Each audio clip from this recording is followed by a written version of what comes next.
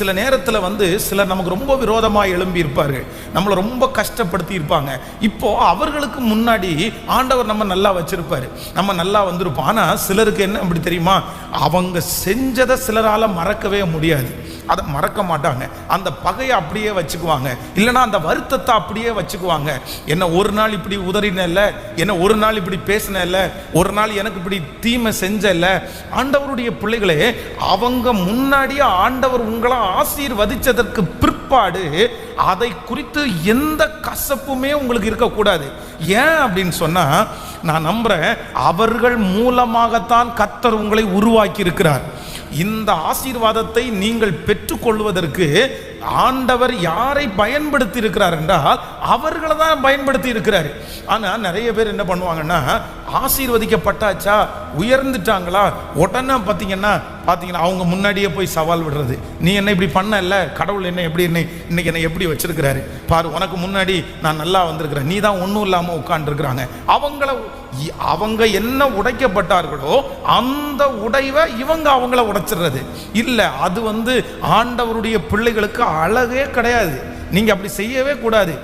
ஒரு எதிரிக்கு முன்னாடி ஆண்டவர் நம்மை நன்றாய் வைத்திருக்கும் போது எதிரிக்கு முன்னாடி நீ இப்படி பண்ணதுனால தான் நான் நல்லா வந்தேன் அப்படின்னு சொல்லக்கூடாது. நீ என்ன அப்படி பண்ணதை குறித்து எந்த கவலையும் பட வேண்டாம்.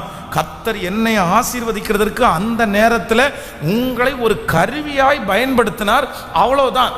அதற்கு பிறகு உங்க மேல எந்த கசப்பும் இல்லைன்னு நினைக்கிற ஆண்டவருடைய பிள்ளை தான் உண்மையாய் கர்த்தரை ஆராதிக்கிற பிள்ளைகள். ஹல்லேலூயா.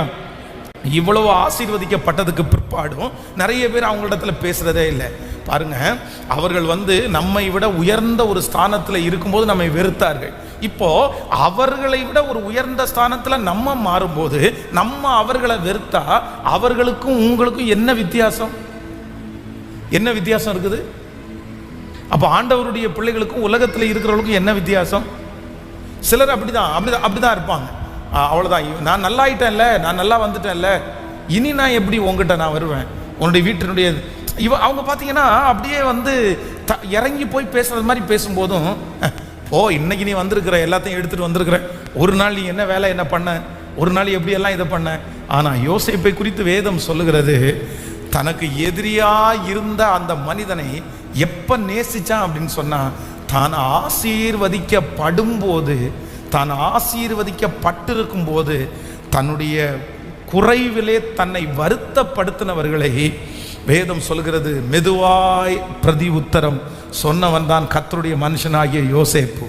ஹல்லேலூயா.